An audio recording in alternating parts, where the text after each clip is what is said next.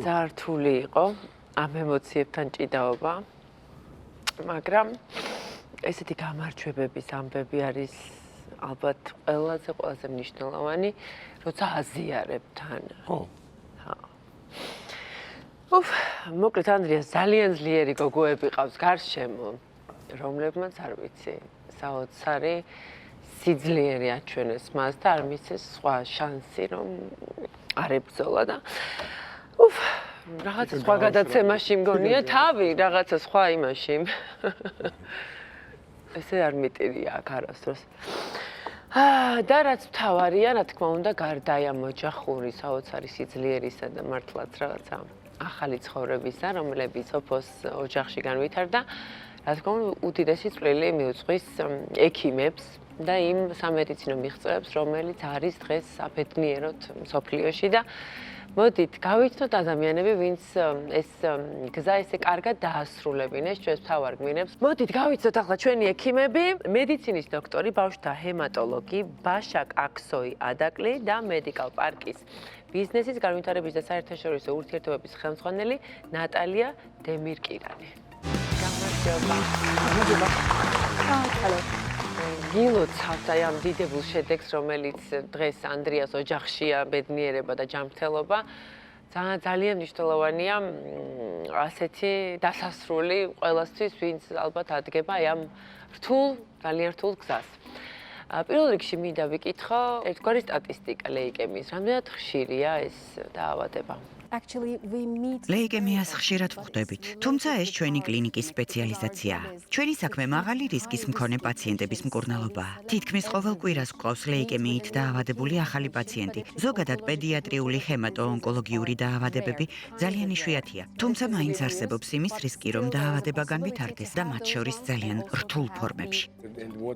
რა კრიტერიუმებით ან ლაბორატორიული კვლევებით ვწვავთ დიაგნოზს? ლეიკემიის შემთხვევაში პაციენტის სიმპტომები ძალიან გვეხმარება. პირველ რიგში ვცდილობთ სიმპტომები გავიგოთ. პედიატრიული პაციენტებისთვის სიმპტომები როგორც წესი მწვავეა ხოლმე. რამდენიმე კვირაზე მეტი დრო არ სჭირდება სიმპტომების გამოვლენას. პაციენტს აქვს მოთენთილობა, მოუსვენდრობა, ფერმკრთალია. აქვს დალურჯებები სხეულზე. თან თუ პაციენტი თავს ისე კარგად არ გრძნობს, როგორც მანამდე, ეს გვეხმარება იმის დადგენაში, რომ პრობლემა არსებობს. ამის მერე კვლევას ვაგრძელებთ სისხლის საერთო ანალიზით და რა თქმა უნდა ძვლის ტვინის შემოწმებით. ასპირაცია და ბიოფსია გვაძლევს საბოლოო პასუხს. გარდა ამისა, არსებობს კვლევები გენეტიკურ და მოლეკულურ დონეზეც, რომელთაც ვატარებთ და ვადგენთ ლეიკემიის კონკრეტულ ტიპს. ამგვარად შესაძლებელია თერაპიის მორგება კონკრეტულ პაციენტზე, რისკ ჯგუფის და ლეიკემიის ტიპის მიხედვით. ზაფხულში 30-40 წლის წინ ეს დიაგნოზი ნამდვილად ჩემს არავე იყო. დღეს მკურნალობის რა მეთოდებს მიმართავთ და რა ახალ შესაძლებლობებს გიხსნით თანამედროვე მედიცინაში. ანუ როგორ მკურნალობთ ლეიკემიას და რა შედეგი? დღეს მართლაც კარგი შესაძლებლობები გაგვაჩნია. ჩვენ გვაქვს არა მხოლოდ ახალი ქიმიო და კომბინირებული თერაპიები, არამედ შეგვიძლია ღეროვანი უჯრედების გადანერგვაც, რაც ჩვენი პაციენტებისთვის ერთ-ერთი შესაძლებლობაა. მაგრამ იმედი გვაქვს მომავალში ახალი გენეტიკური და უჯრედული თერაპიებიც დაემატება დღევანდელ თერაპიებს. ძალიან დიდი იმედი გვაქვს გვექნება მეტი შედეგი და ნაკლები გვერდითი ეფექტი. არაჩვეულებრივი ამბავია. ანდრიას ამბავს რაც შეეხება მის შემთხვევაში რა გააკეთეთ. ძალიან ემოციური და სასიამოვნო მომენტი იყო ანდრიას, სოფის და ელენეს აქნახვა. მართლაც ძალიან ემოციური მომენტია. ალბათ მეც ვნახეთ. დიახ, დაგინახეთ, მეც წრემლები მომადგა თვალებზე. ამით მართლაც ძალიან ვამაყობ. ისიც მინდა ვთქვა, რომ მათ მთელი გული და სული ჩადეს ამაში, განსაკუთრებით დედამ. შეგვიძლია ვთქვათ, რომ ყველაფერი თავად ანდრიამ გადალახა. ჩვენ მხოლოდ დავეხმარეთ მას ამ გზის გავლაში. დედაც ძალიან დაგვეხმარა. ანდრია კი ძალიან მამაცურად გაუმკლავდა ყველაფერს და ის ცოცხალი. მკურნალობის რა მეთოდი გამოიყენეთ? პირველ რიგში ლეიკემია უნდა აკონტროლო. რემისიის კრიტერიუმები უნდა დააკმაყოფილო. რა თქმა უნდა, ჰემატოპოეტური გადანერგვის ჩატარება იმ შემთხვევაშიც დასაშვებია, თუ რემისია არ მივიღეთ. ამის მცირე შანსიც არსებობს, მაგრამ სასურველი კრიტერიუმი რემისია, იმისთვის რომ გავზარდოთ გადარჩენის შანსი. ამიტომ თავიდან ქიმიოთერაპიით დავიწყეთ. რემისიის ფაზაში გადავიყვანეთ. ამის მერე საავადმყოფოში მიღებიდან დაახლოებით 3-4 თვის მერე გადავწყვიტეთ ტრანსპლანტაცია. მანამდე კი დონორს ვეძებდით. ვიცოდით, რომ ელენე შეესაბამებოდა დონორად, მაგრამ თუ არ აღმოჩნდა ოჯახის წევრი, რომელიც დონორად გამოდგა შედგება. ასეთ შემთხვევაში საჭიროა დონორის სხვა განმოძებნა. კარგ შემთხვევაში კი ამისთვის 1 ან 2 თვეა საჭირო. ამიტომ როგორც კი პაციენტს ვუსვამთ დიაგნოზს და ვფიქრობთ, რომ ღეროვანი უჯრედის გადანერგვა დასჭირდება, მაშინვე ვიწყებთ დონორის ძებნას. ეს ხდება თურქეთშიც, მსოფლიოს მასშტაბითაც. ვუკავშირდებით ყველა შესაძლო ბანკს. მადლობა ღმერთს, ანდრია შემთხვევაში ყავდა ელენე. ამიტომ დრო არ დაგვიკარგავს. ღეროვან უჯრედებს საიდან იღებთ? ძვლიდან თუ სისხლიდან? ორივე გზა შესაძლებელია. ჩვენი ძვლის ტვინი გამოიმუშავებს ღეროვან უჯრედებს. ზოგ შემთხვევაში რეკომენდირებულია ღეროვანი უჯრედების აღება ძვლის ტვინიდან. ზოგჯერ შესაძლებელია ღეროვანი უჯრედების სისხლიდან მიღება გარკვეული აპარატურის დახმარებით.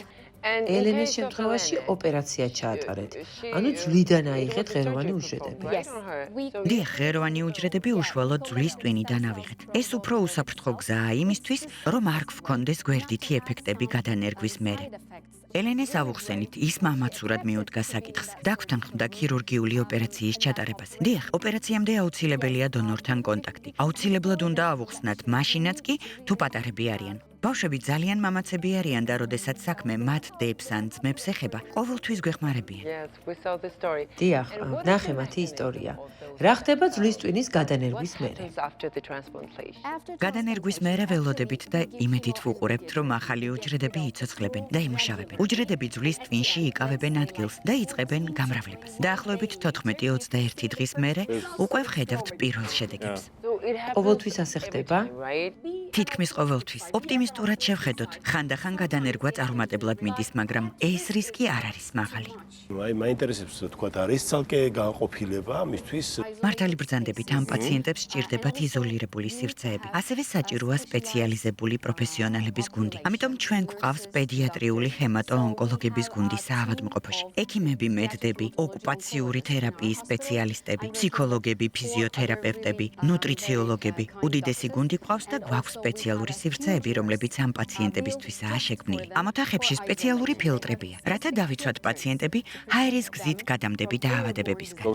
და ერთი კითხვაც მინდა დაგისვათ, თანამშრომლობთ თუ არა ქართულ კოლეგებთან. დიახ, ჩვენ ძალიან კარგი კოლეგები გვყავს. ახლა უკვე მეგობრებიც. 1 წლის წინ პატარა პაციენტს, რომელსაც ნეირობლასტომა ჰქონდა, ინგოროყვას კლინიკაში ჩაუტარეთ გადანერგვის ოპერაცია. ეს პირველი ასეთი ტიპის ოპერაცია იყო და ამით ძალიან ვამაყობთ. პაციენტი ცოცხალია და მის ჯანმრთელობას არაფერი ემუქრება. ძალიან გვიხარია, რომ ასეა. კარგი ადამიანი ხართ, პროფესიონალისთან ერთად. ნატალია, საინტერესოა, საქართველოსთან ამდენად ხშირია მომართვიანობა და ეს ბავშვები ჯგუფია თუ არა მართლაც, ვინც დაუშვათ მოგმართავენ აი ამ დიაგნოზით. დიახ, სამწუხაროა საქართველოსთან ბევრი ონკოჰემატოლოგიური მიმართული პაციენტები მოგვართავენ. უკვე არსებული დიაგნოზით თუ ჯერ კიდევ გაურკვევლობაში მყოფები? იცით როგორ, ეს ეგეთი ძალიან მძიმე რთული დიაგნოზია, რომ ამათვის ძალიან მნიშვნელოვანია მეორე აზრის მოსმენა. ჩვენ ვცდილობთ, რომ ყველანაირად პაციენტების გვერდზე ვიყოთ, დავეხმაროთ ამათმა, რომ თავი იგრძნოს არა როგორც კლინიკაში, არა როგორც უცხო ქვეყანაში, არამედ როგორც სახში ჩვენ ვცდილობთ, რომ ამათთან გვერდზე ვიყოთ. და მომართვის დავუშვათ საჭიროების შემთხვევაში როგორ შეიძლება მოიქცეს მოქალაქე, რომ დავუშვათ მიიღოს თქვენი სერვისები? ჩვენი სერვისები რომ მიიღოს, ამჟამად ჩვენ თბილისში არ გვაქვს ოფისი, მაგრამ ახლო მომავალში იგეგმება და გაიხსნება ოფისი. ამჟამად ბათუმში ჩვენ გვაქვს ოფიციალური წარმომადგენლობა. ამიტომ ძალიან ადვილად შეუძლია ჩვენ დაგვიკავშირდნენ ან ტელეფონით, ან WhatsApp-ით, ელექტრონული პოსტით, სოციალური ქსელებით. იმის მიხედვით ჩვენი ქართული გუნდი დაეხმარება საბუთების შეგროვებაზე, გადაგზავნაში კლინიკაში.